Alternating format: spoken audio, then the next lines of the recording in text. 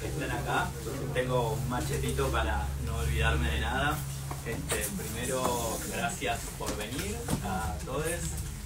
Gracias a Fetiche, a gente que nos invitó tan gentilmente. También le quiero dar las gracias obviamente a la editorial, que lamentablemente hoy no pudieron estar acá, pero bueno, están en espíritu.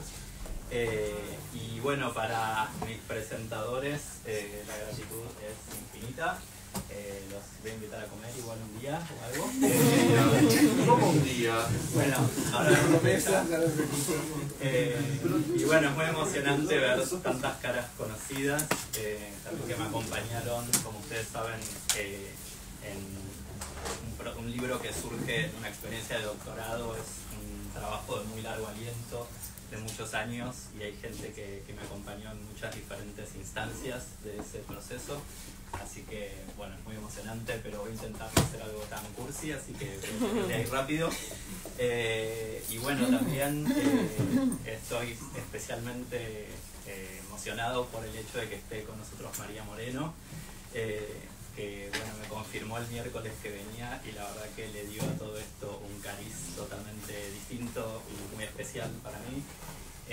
Y me acordé de hecho que María nos habías invitado cuando yo era joven, es decir, hace bastante tiempo ya, a presentar una revista que yo hacía, Juliana Periodista, en el Centro Cultural Rojas. Era muy joven. Era muy joven. Fue muy abrumador porque había venido mucha gente, más que hoy. Y bueno, ese apoyo fue como súper importante muy temprano. Y lo que me di cuenta, también hacemos un curso de crónica con vos en el Rojas, en el que siempre nos retabas porque no leíamos. No leía nada. Y ahora leí.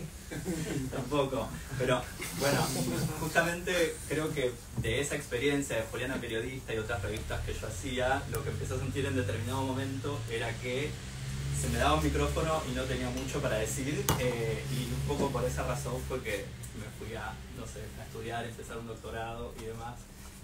Y todavía no tengo mucho para decir, pero por lo menos escribí un libro. Bueno, también antes del doctorado, por supuesto, mi paso por Juan fue esencial, y acá tengo a mis dos grandes maestras.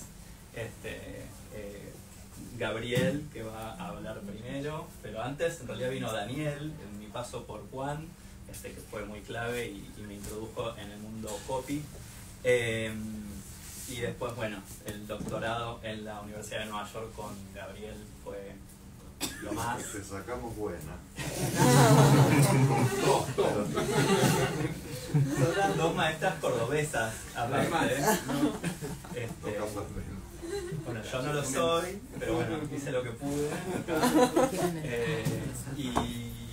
Y bueno, también le agradezco mucho a Male, que hizo las ilustraciones del libro. Sí, se puede. Sí, dale. Pero espera, ahí abrimos. Vamos a estar hablando un poquito también de las ilustraciones.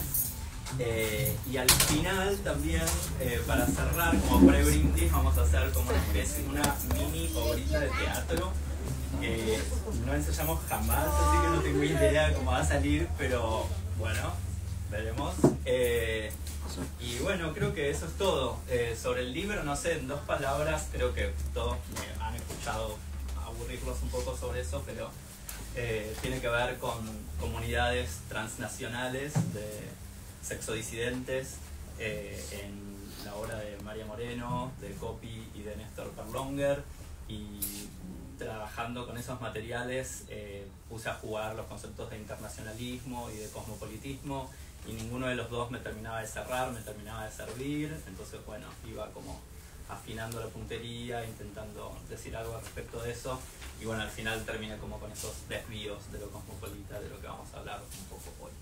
Así que bueno, ese es el menú de la noche. Gracias.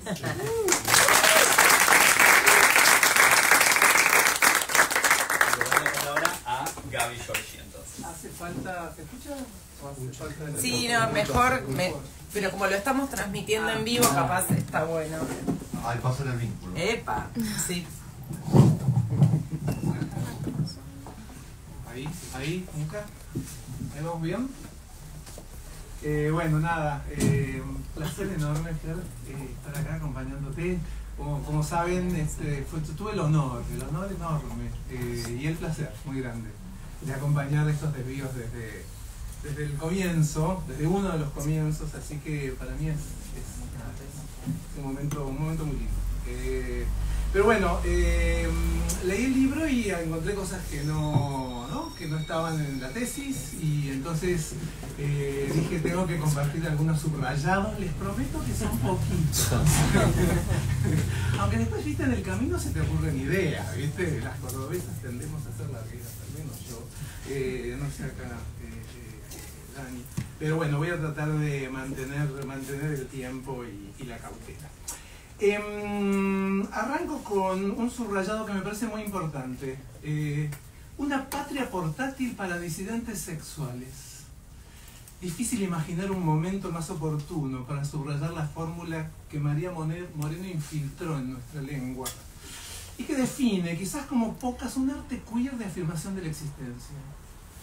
Semejante patria portátil va desde aquellos micromundos del closet, en otros momentos de la memoria, aunque están todo el tiempo a punto de retornar, hasta la interespacial homosexual que Coppi directamente reenvió hacia el cosmos, hacia una galaxia tomada por la guerra de las maricas. Putos, tortas y trabas entre lo micro y lo macro, entre la esquina del barrio, la esquina es mi corazón, decía Pedro Lemebel. Hasta los extramundos queer que encontramos en Coppi, o en ese Tlatelolco y Tenochtitlán absolutamente fantaseado por Perlonga en el primer poema que escribe. Justo ahora, cuando se nos quiere borrar del mapa, otra vez, y cuando además se quiere borrar a la nación del mapa, ¿no? Porque esta es la particularidad de este momento. Ya no se nos quiere borrar del mapa en el nombre de la nación, sino que se nos borra a nosotras y a la nación en el nombre, podríamos pensar, del evangelio del dólar, ¿no? Justo en ese momento, volver a la patria portátil de María Moreno interesa la fórmula porque conserva la patria. La vuelve condición de afirmación de la existencia, pero la tuerce sobre sí misma y revela sus vueltas subterráneas. Me gustaría situar exactamente ahí la apuesta de Germán. Una intersección muy nueva, pero con genealogías enormes. Trae un debate de larga data en nuestro campo de estudios, con ancestras inolvidables como Silvia Molloy y Silviano Santiago, ¿no? Esa tradición que gira en torno al cosmopolitismo, ¿no? Pero la reinventa en el contexto donde el final de la globalización da lugar a imaginarios planetarios que van desde el antiglobalismo, como en la versión local, arremetidas cada vez más insistentes contra ese marxismo cultural ensoñado de nuestros fascistas de tan poca imaginación. Cosmopolitismo, imaginarios planetarios, fin del mundo de la globalización. Ahí emerge la pregunta por ese cosmos que insiste en los desvíos de lo cosmopolita. Ni la nación diversa, ni el cosmopolitismo de la era global. Los desvíos de lo cosmopolita iluminan eso que en la vida queer es un modo de hacer mundo a contrapelo de las geografías y de las cartografías ya dadas. Un gesto entonces para trazar otro vector de las pertenencias y de los modos de habitar. Ahí, Coppi, Perlonga. Dice Germán, y les leo la cita. Los singulares modos en que sociabilidades queer, reales y ficcionales, trazaron sus propias coordenadas planetarias más allá de la cultura y el territorio nacionales, así como las normas e imaginarios heteropatriarcales sobre los que la nación se asienta. Ahí los desvíos cosmopolitas. Es entonces una sociabilidad, los modos de hacer lazo, y no el yo ante el espejo de la identidad. Lo que aquí hace mundo, ¿no? Es el lazo lo que hace mundo. Y lo que se juega son coordenadas planetarias, dice Germán. Algo que involucra no solamente los espacios y los territorios, sino las gramáticas mismas de hacer mundo. Estamos hablando de hacer mundo y tenemos... Ahí está, ya. Espera. Se cerró el mundo. Bajen la persiana. Apaguen la luz. Ariel.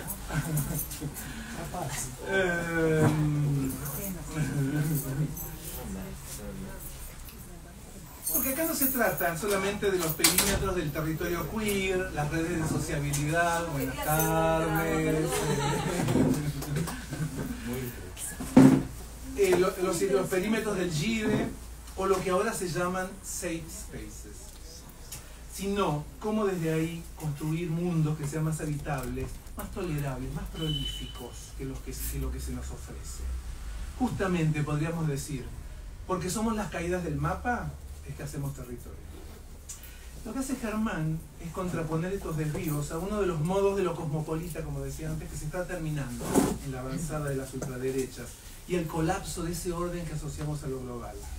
Aquel cosmopolitismo gay que plantó bares, barrios y modos de existencia en las ciudades y que se convirtió en un emblema de cierta vida democrática y que hizo ciertamente los cuerpos a medida, los diseñó a medida del capital. Ese gay que Perlonger y Lemebel denunciaban como cuerpos demasiado legibles, ¿no?, para las normas del capital. Pero quizás eso ahora está empezando a reconvertirse en otra cosa, ¿no? Otras combinatorias. Hay seguirle el rastro a los desvíos de lo cosmopolita que trae Germán. Me detengo en dos gestos críticos y les prometo que ya empiezo a terminar pronto. Pero hay dos gestos que me parecen importantes, sobre todo como gestos para la crítica, ¿no? Como las tareas que nos deja la maestra Garrido. Hay un foco en el libro de Germán que es clave, que es el foco en la publicación. Los modos de la vida pública que pasan por revistas, fanzines, suplementos, lo que no se centra necesariamente en el libro, sino que remite a una ecología de lo escrito, que es inseparable de la sociabilidad, que no tiene tanta distancia respecto de ella, y que apuesta fundamentalmente a la creación de públicos y a la hechura misma de la vida pública. Eso, que él lo piensa sobre todo como contrapúblicos. Me interesa mucho eso, porque hace los modos en los que las ecologías de lo escrito interfieren y desvían modos imperantes de pensar y de actuar. Eso es lo que acá hace Mundo. Y ahí es donde una figura como la de María Moreno, una candidata poco esperable para una discusión sobre cosmopolitismo, y volveré sobre esto enseguida, ahí donde una figura como María Moreno emerge con una fuerza inesperada, porque precisamente la vemos en eso expansivo que se dispara desde Alfonsina o desde el Peje. O las publicaciones del FLH, Nuestro Mundo, Somos. Ahí pasa algo clave. Las artes de la publicación cambian la relación entre imaginación y mundo, porque intervienen sobre las condiciones mismas de la vida social. Ese era uno. El segundo. El otro gesto que me interesa mucho son las conversaciones ya muy clásicas, pero que acá adquieren como una nueva fuerza entre cosmopolitismo y archivo queer. Porque ahí Germán pesca una inflexión, ¿no? Que básicamente como la pregunta, ¿qué pasa cuando las salidas al mundo queer, ¿no?, el deseo de mundo, no cumple con las promesas de inclusión, de ciudadanía, de integración, donde la imaginación de ese cosmopolitismo más clásico, más careta, se desfondan? Y ahí donde aparece ese hacer mundo, que es la capacidad para tramar algo así como nuevas infraestructuras de la vida. Esas infraestructuras que en situaciones de crisis y de abandono, que desbaratan condiciones vitales de comunidades, sostienen la vida en común. Y ahí es muy clave, en el modo en que Germán interviene en la discusión sobre cosmopolitismo, la crisis del VIH-Sida, ¿no?, como un evento absolutamente decisivo para rearmar y para pensar de qué hablamos, ¿no?, cuando hablamos de estos desvíos de lo cosmopolita. Por eso en el momento como el nuestro, en el que las fantasías globales se desfondaron y donde otra dimensión, la de lo planetario y lo cosmopolítico, empiezan a hablarle a nuestra imaginación crítica, ahí Germán resitúa lo queer y le da un nuevo impulso. Bueno, ahora sí, para terminar. Yo soy de acá, dice María Moreno. Dice también que no viaja y que odia Europa. Es una militante del monolingüismo. ¿Qué tiene que ver María Moreno entonces con el cosmopolitismo? Bastante, dice el señor. Porque ya no se trata de aquel cosmopolitismo que las oligarquías argentinas derramaron sobre las clases medias, un poco como si fuese una teoría del derrame de escenas imaginarias. sino que tiene que ver con el cosmopolitismo justamente donde funda su Loquibambia, su patria portátil, que sigue siendo patria. Yo soy la, pero no la que se sueña desde las cartografías tristes del patriarcado y sus terminales en la Casa Rosada. Lo que dicen los desvíos de lo cosmopolita de Germán es que nunca dejamos de pensar en la pertenencia, nunca dejamos de pensar de dónde somos, ni de trabajar cómo habitamos donde habitamos. Pero ese pensar y esa tarea no la hacemos, como dice Audre Lorde, con las herramientas de quienes nos odian. Tenemos a Coppi, tenemos a Perlonger, tenemos a María Moreno, tenemos a muchas más. Con esas herramientas del desvío hacemos mundo. Y eso me parece que es lo que el Internacional del Pecado nos deja, ¿no? Como manual de reorientación y como cuaderno de direcciones críticas. Era eso.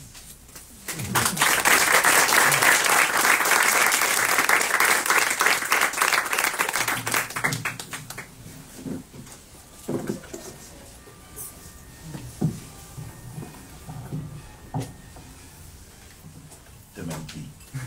Voy a leer.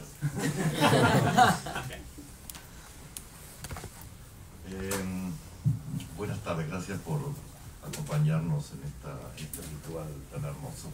Venimos a celebrar el libro de Germán. Se nos ha pedido que dialoguemos con Germán a propósito de su bello libro. Antes de lanzar un par de frases, quisiera decir públicamente algo que le dije a Germán en privado. La página de agradecimientos, los libros tienen una página de agradecimientos, se llama así, página de agradecimientos. En el caso de Germán, esa página se multiplica por 4, son 4 páginas. O sea que ya ahí se sale de formato, se sale de vocabulario, se define.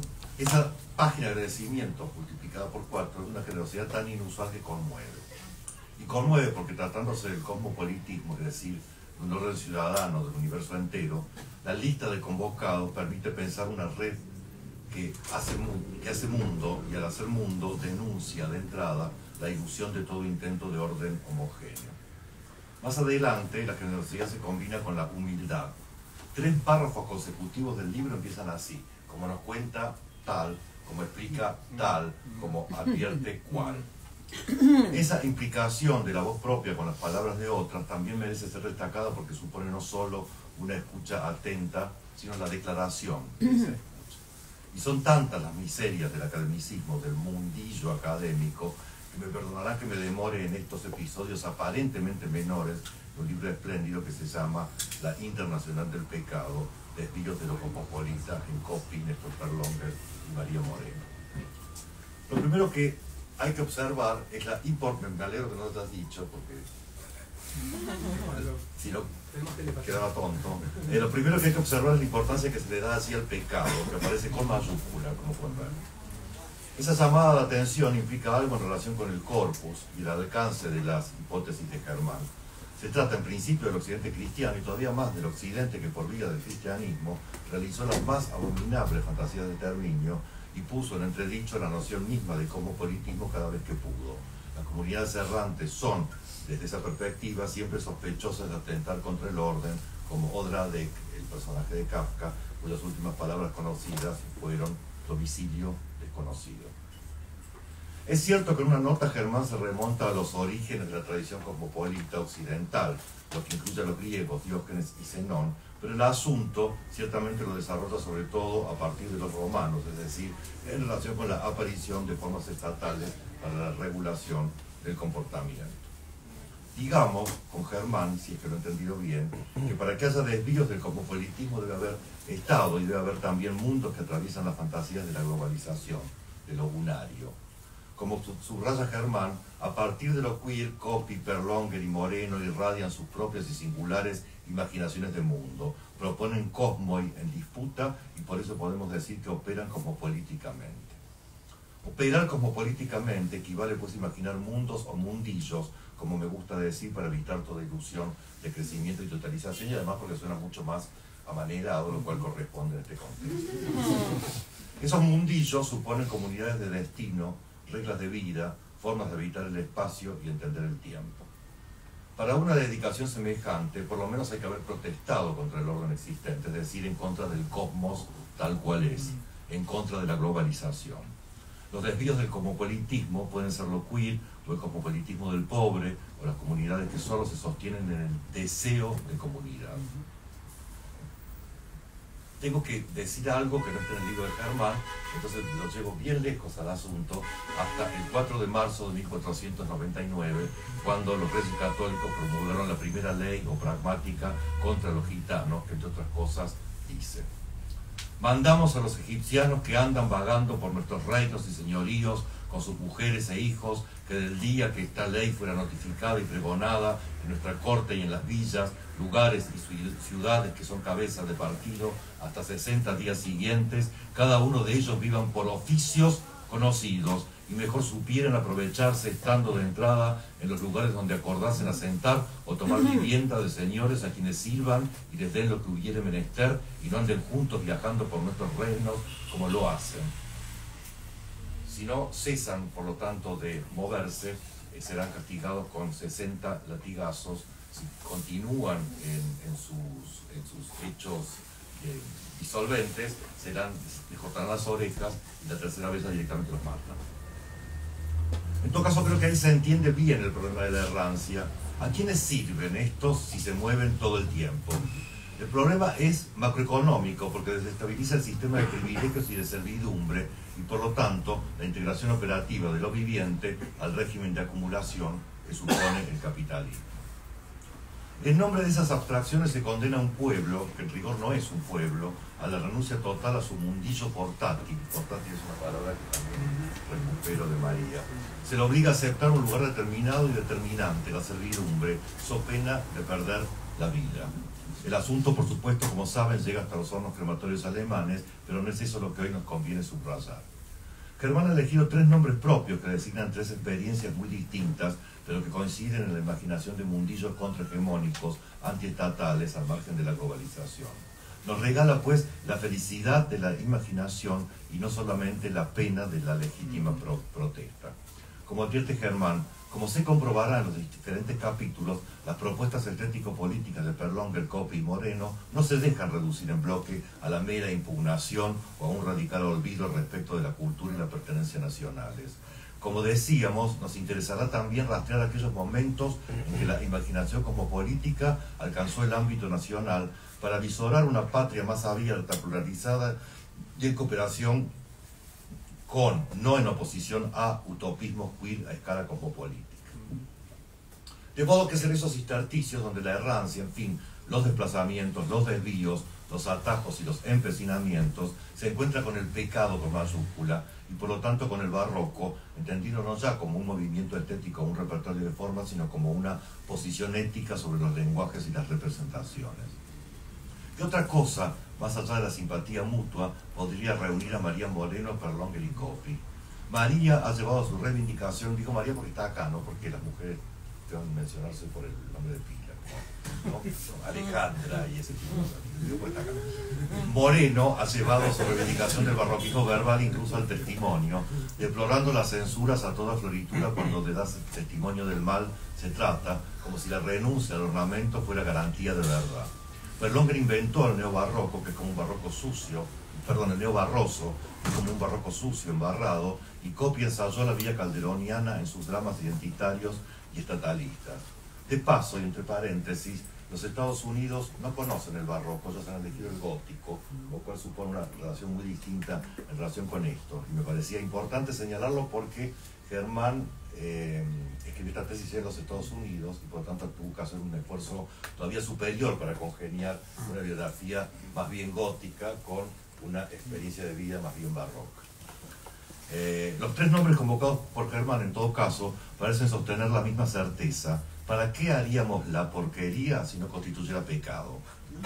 Esas son las vías no de la libertad, no digamos tanto, sino de una salida hacia el mundo, hacia imaginaciones del mundo menos asesinas.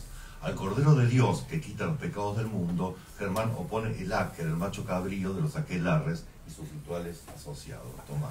Hace unos días Hace unos días, un biógrafo del presidente atacó desde una ignorancia inesperada, anacrónica, a quienes practican la homosexualidad.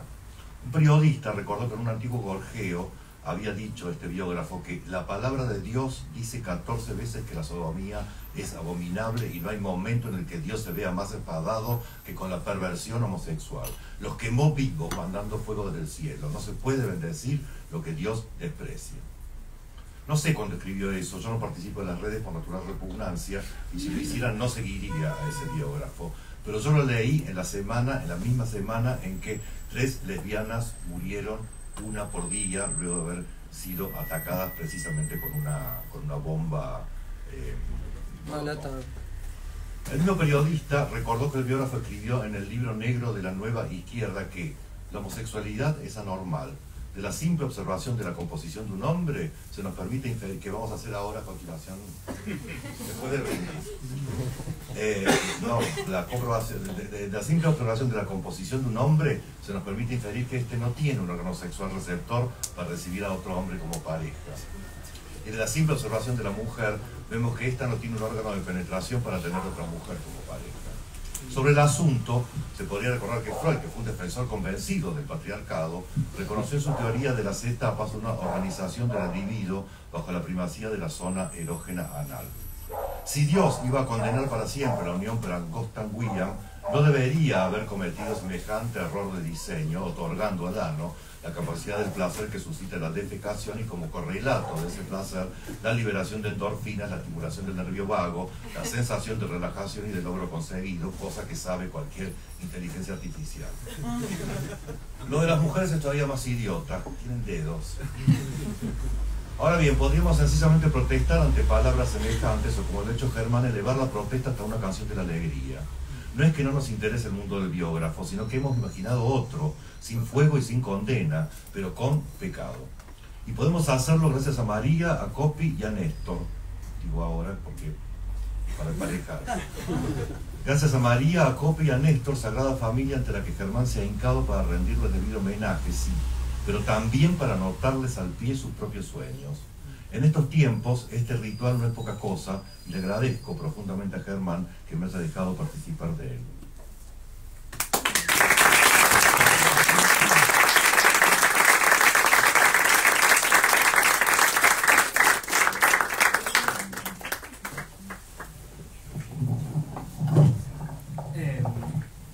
Bueno, mil gracias a ambos. Ambas, perdón. Y de hecho me encantó que recuperaras la cuestión del pecado, porque en realidad yo puse ese título porque aparecía, como verán si leen el libro, en un artículo que había salido a comienzos de los 70 y que Terlonger recupera con sorna desde la revista Somos.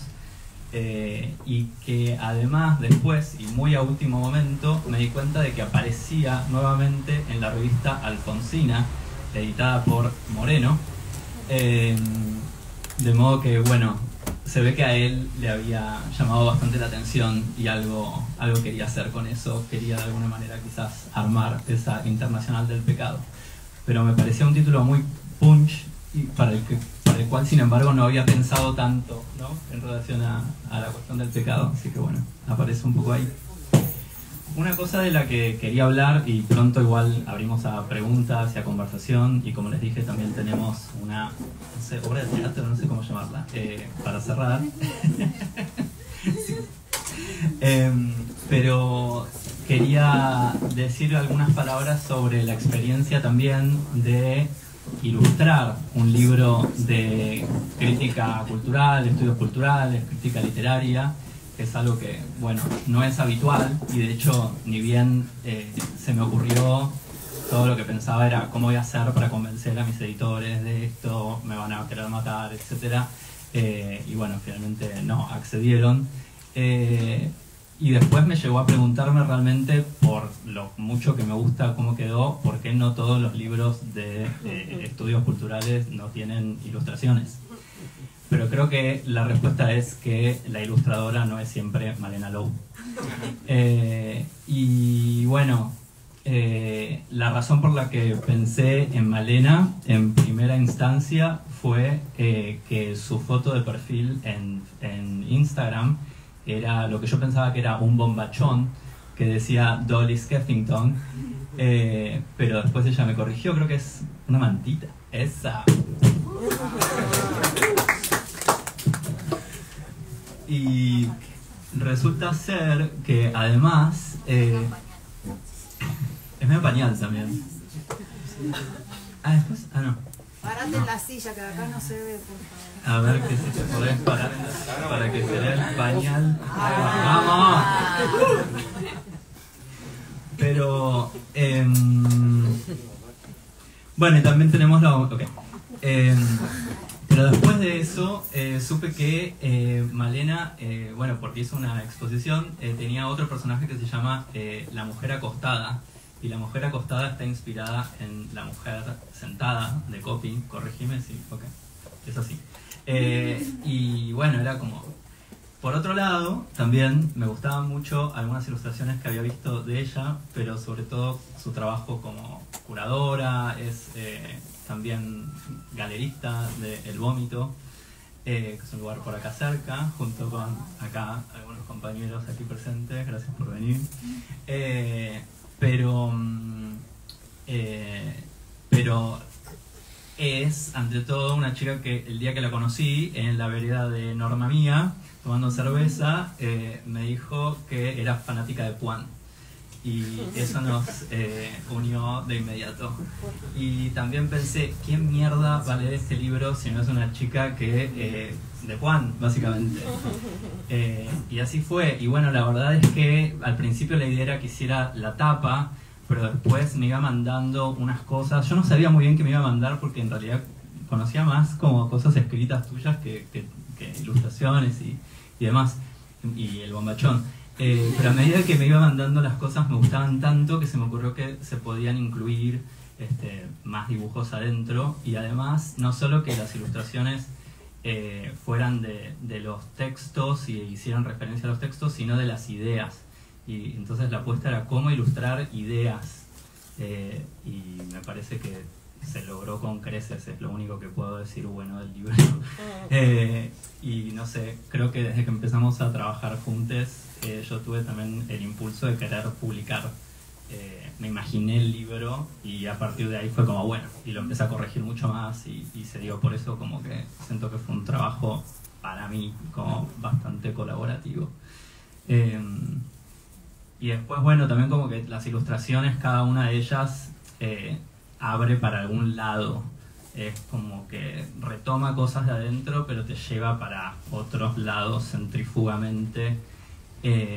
Y de hecho hay como algunas cositas que pusiste que quizás estaría bueno, no sé cuánto querés revelar, pero un poquito. Hay algunas cosas que como que remiten a otras que ella incorporó en las ilustraciones.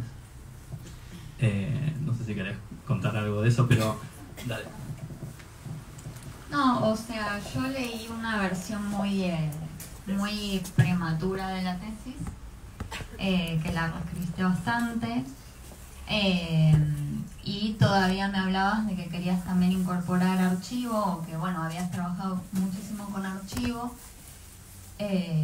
y que está el problema que los argentinos tenemos, el problema de que nuestros archivos muchas veces están en instituciones de afuera, europeas o yanquis,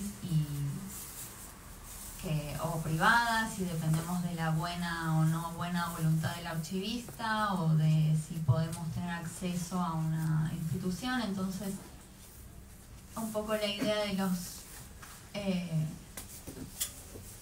los dibujos era como, yo creo que plebeyizar un poco el archivo, redibujándolo o ampliando en ciertas áreas, o no sé, sí, como trayéndolo más para acá en el tiempo y más para acá al libro. Después, bueno, vos igual incluiste varios archivos, lo lograste, pero no es fácil, no cualquiera puede, esos archivos deberían estar a mano de cualquiera. Y otra de las características en las que pensábamos en relación a ese archivo primigenio con el que vos laburaste, que no solo es bibliografía, sino que también todo incluía gráficas y dibujos, por esto que decía Gabriel, que eran fanzines y revistas, y entonces se me ocurrió también la idea de un mestizaje entre los autores, y hay dibujos que agarran un verso de la Skeffington, o esta idea de patria portátil, y también en esa especie de literalidad de la patria portátil que dibujé aparece el edificio del Ministerio de Obras Públicas, pero con una evita a lo copy. No sé, ahí están esos cruces entre ellos, está la ampliación de un detalle de un dibujo que acompaña un poema de Néstor Perlonger, que nos hacía acordar mucho a Gunnar Mayer, y eso, como que esa fue un poco la idea de trabajar juntos en el libro. Encontramos como reminiscencias, como reenvíos de, por ejemplo, en la revista Alfonsina, que dirigía María Moreno, había ilustraciones, por ejemplo, de Diana Rasnovich, que de pronto resonaban bastante con algunas ilustraciones de Somos, el boletín del Frente de Liberación Homosexual. Y en verdad, cuando yo empecé a trabajar con Alfonsina, no me imaginé que iba a haber esos ecos. Sabía que había una cierta participación de Perlonger, pero de pronto encontré muchos más ecos, ya sea en los textos como incluso en algunas ilustraciones, sobre todo en las de Rasnovich. Y de pronto empezamos a ver también algunos materiales de copy que se parecían extrañamente, porque tienen estilos muy distintos, pero sobre todo cuando, no sé, iban hacia lo exótico, o cuando se trataba justamente de desvíos de lo cosmopolita, de pronto todo empezaba a cobrar sentido de una manera, o quizás empezó a cobrar sentido una vez que Malena puso ahí su toque, pero... y después, no sé, hay otros detalles muy lindos para mí que además como que me llevaban a otros lados, como por ejemplo, inventamos una especie de mascota, no hay que revelar tanto igual, ¿no? Pero esta es la tapa. Bueno, la tapa es un poco un personaje de copy que es Conceição do Mundo, pero también es una loca cualquiera, también es una lesbiana, y también lleva una canasta de flores que es como de esas agujeros que se usaban para poner las agujitas, que es una de las tapas muy mariconas de Somos, el boletín del Frente de Liberación Homosexual, donde había toda una polémica para ver cuán maricona se tenía que hacer la revista, ¿no? Entonces, está eso. Y después, hay una anécdota que retoma Javier Gasparri, que fue mi editor y escribió un libro que recomiendo mucho sobre copy, por una política sexual, que cuenta que en un momento... Perlonger, perdón. Sí. Retoma una anécdota de Perlonger que a su vez retoma Baigorria, que cuenta que estaba hablando con dos tipos y ven a alguien y dicen, ¿pero es un hombre o una mujer o qué? Y Perlonger responde, ¿es qué? Y a partir de ahí nos pareció que esto era qué, y entonces qué se transformó en una mascota que está sobre todo en las ilustraciones de la introducción, porque en la introducción no hay material de archivo, y a la manera de copy también hay una mascota, ¿no? Que va contando a través de viñetas como una especie de historieta lo que va pasando. Y volviendo y ya terminando, lo del archivo me parece que también, fue un periodo de crisis histérica que yo tuve en la ducha una vez, que me estaba bañando y dije, no voy a conseguir archivo de nada y no sé cómo voy a hacer para contactar a toda esta gente, no quiero hacer nada, le voy a decir a Malena que por qué no dibuja todo el archivo, y listo. Y entonces te dije eso, por eso te quedó tanto esa idea. Pero yo después me olvidé porque al final los archivos eran súper fáciles de conseguir. Sobre todo por, y esto también lo quiero decir, la intervención angelical de Juan Queiroz y sus archivos desviados, que hace un trabajo súper generoso y fabuloso.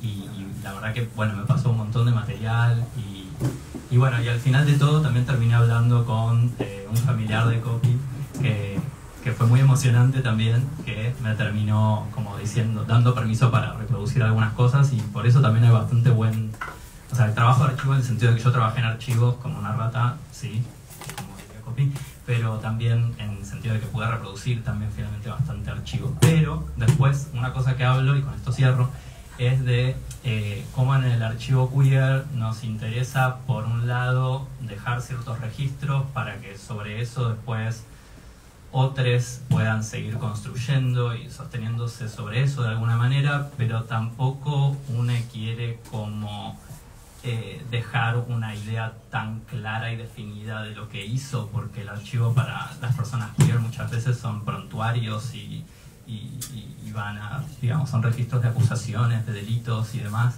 y por otro lado, bueno, se pierde cierta magia de lo desconocido y estar como fuera del mapa. Entonces, me parece que las ilustraciones sirvieron un poco para eso, desestabilizar un poco el archivo, y a veces que se confunda un poco qué es lo publicado o algo así y lo que armamos nosotros.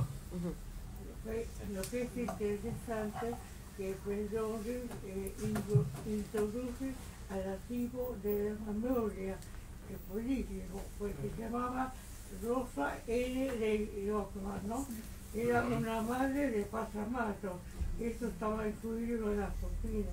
Era prácticamente la persona que más colaboraba, ¿no? Con ese nombre. Así que metió los archivos oficiales de la memoria política, ¿no? Una cosa de la que se habla, por suerte, también hace varios años, tanto, ¿no?, del archivo queer, pero que además, bueno, estaba muy presente, y también en la First Skeffington yo hablo bastante de eso, la novela, poemario con un largo prefacio de Moreno, que bueno, hace también una especie de raconto en clave lésbica, queer, sobre, bueno, poetas y escritoras de entreguerras y por ahí, pero que bueno, deja un registro de cosas que pasaron desde una visión como un poco lateral, pero al mismo tiempo también todo el tiempo atenta contra el carácter desfehaciente de cualquier evidencia sobre lo que han hecho estas despatriadas. Así que bueno, también jugábamos un poco con eso. No sé si hay alguna pregunta o comentario, porque también tenemos objeciones. Pero ¿qué hacemos? No sabemos. Pero antes no sé si hay... Bueno, vamos directamente a la obra de teatro. A ver, hay una pregunta por ahí, por atrás. Bueno, primero felicitarte, Ger, por el libro, saludar a la mesa espectacular que te has armado. Me permito saludar la presencia de María Moreno también. Bueno, y preguntarte un poco, que nos cuentes un poco más cómo se armó este tema en vos, en tu vida personal, en tu deriva personal y académica, cuándo fue surgiendo, cómo fuiste tejiendo este tema y que terminó tomando forma de tesis, y cómo fuiste eligiendo los autores, estos 3 autores con los que trabajás, por qué recortaste ahí, un poquito dijiste algo al principio, pero por ahí profundizar en eso. Gracias. Sí, bueno, brevemente, el trabajo con Copy surgió de tomar clases con Daniel y que me inspirara a... Yo no lo conocía, o sea, lo conocía de nombre, pero de repente vos hablabas en tus clases de Copy y yo decía, bueno, algo debe haber, y después empecé a leer y era una locura total y me leí todo. Germán empezó haciendo un trabajo muy hermoso de ficción Argentinos de París, el cual quedó poco, me parece, ¿no? Sí, quedó poco. Muy hermoso el trabajo. Antes que él, otra chica, otra artista había hecho un trabajo sobre el grupo Pánico, donde ya había aparecido Copy. Y después, bueno, aquí presente Lucía Citrín también hizo una tesis de maestría sobre Coppi, y otro chico de Colombia hizo una tesis de maestría sobre el teatro de Coppi, Mario Henao. Y eso me parece que fue muy fértil esa época, ¿no? Digo, había como mucha gente interesada por, no sé, por abrir un poco las ventanas de la porquería literatura argentina que teníamos en ese momento, como acá, ¿no? Sí, también en ese trabajo, como la primera, bueno, no, pero una de las primeras obras de Coppi que se pusieron bastante populares en París fue puesta por Alfredo Rodríguez Arias, Alfredo Arias, que había surgido del Litera. Y de pronto, bueno, ya sea porque estos autores y artistas habían viajado a París, una meca cosmopolita, como por el hecho de que muchos de ellos provenían del Litera, ahí empezaba a rondar la cuestión del cosmopolitismo también. Y empezar a ver que en Coppi cosmopolitismo no era el marco que funcionaba, ¿no? para hablar de él. Y sin embargo había, bueno, locas que giraban mundialmente, como se gira por una calle, pero por el planeta, digamos.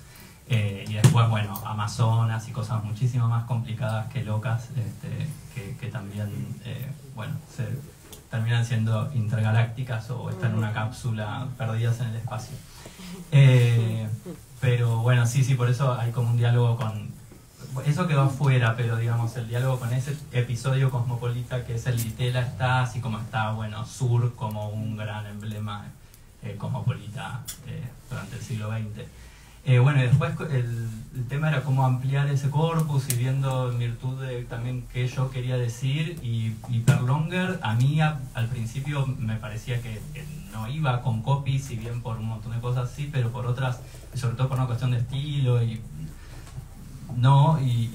después empecé a ver que había como una profusión de lugares y referencias geográficas y también retrabajos sobre las geografías en relación con esos gires también.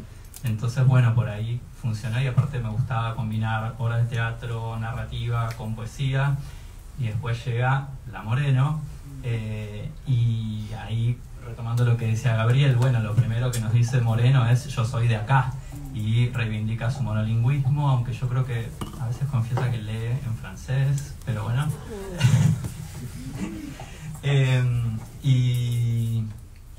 Y después, bueno, el Affair Skeffington me parece que trama algo que funciona con el resto y bueno, y también se dio esa coincidencia también de trabajar no solo con literatura, como decíamos, sino una literatura diluida en publicaciones otras, ¿no? Como revistas vinculadas a movimientos militantes o a un momento efervescente del feminismo, de la apertura democrática, como lo fue Alfonsina, y bueno, en ambos casos eso funcionaba.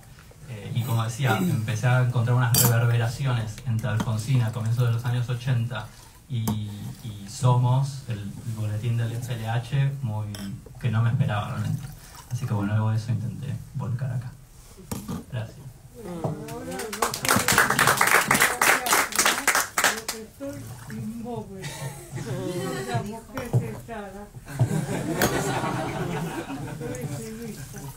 Pero viniste en plato volador.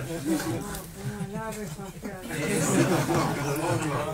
La interespacial azul. Bueno, y para terminar, vamos a hacer una cosa muy controversial que dudamos mucho en hacer, si muy del Borda. Bueno, digo, ya lo dije, que lo de Moyano, sí. Bueno, en realidad es como el producto de una especie de intoxicación de estos autores, de leerlos y un día, nada, que tuve una pesadilla en base a lo que había leído y se me mezclaron textos de todos ellos y bueno, quedó como una micro cosa que quería compartir con ustedes. No, bueno. Hacete cargo de tu locura, no le eches la culpa a los autores.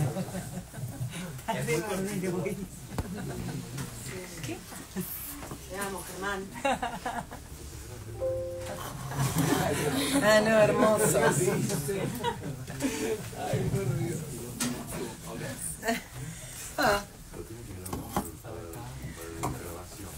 Pero es que son esas dos voces, ¿no? fecha de tu texto. Acá.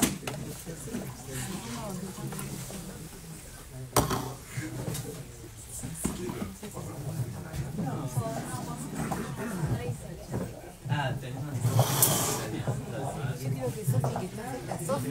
Hacelo sin mix. Lo que pasa es que sin mix me parece que no se graba, ¿no? Dale, dale. Bueno, esto comienza con un texto de María Moreno en el que reproduce un diálogo imaginario o recuerda un diálogo que tuvo con Berlonger, no se sabe. Entonces a partir de eso, en mi pesadilla pasaban un montón de cosas más. Nena, como dice Coppi, en una pareja de homosexuales no hay un sádico y un masoquista, sino un fascista y un marxista. ¿Y en una pareja de lesbianas? 2 psicólogas. ¿Sos lesbiana? Desgraciadamente, solo escribí un verso. Los jesuitas son mujeres. Eso es tan absurdo como si para evitar la opresión de los obreros borráramos todas las fábricas de la faz de la tierra. La tierra no se mueve desde que te arrancaste los ojos. Nómade, maldecida por todos, la patria me susurra, no estoy en ningún lado. Y los sedantes, las reminiscencias, se tragan las últimas palabras de nuestra lengua. ¿Y una de mis vértebras te hace de cenicero? ¿Y por qué no entré por el pasillo? En las inmediaciones de Lezama, al kilómetro 3 de la ruta 2. Mamá, ¿qué haces acá? ¿Por qué? Tenés prohibido venir a merodear por mi barrio. Toma, ponete algo de lana. Es mi pulovercito de bebé. Alabadísima, nunca lavada a fondo. ¿Qué fue de la niña que andaba desnuda por Montparnasse? ¿Tenés ganas de abortar? Con estos muslos torrados de ébano. Yo te ayudo, pero ¿para qué tenés este puñal? Para defenderme de los lobos, ¿De quién? de los cosacos. Ya tenías un aire de persona recién despertada, pero ahora descubrís que te raptaron. Las heroínas siempre sueñan con una ciudad mayor y luego la otra. Por eso, Para los artistas el premio siempre es descender. ¿Y qué me pongo para recibir a mi psiquiatra?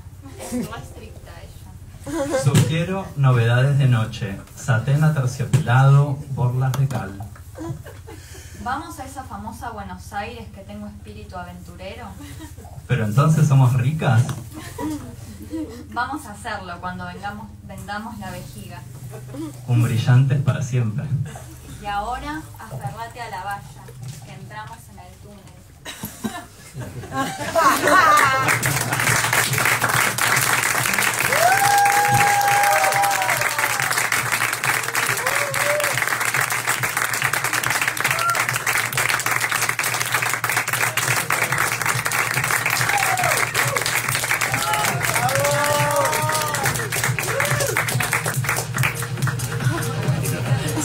Acá lo cierro. Sigue, sigue. Es inmersivo.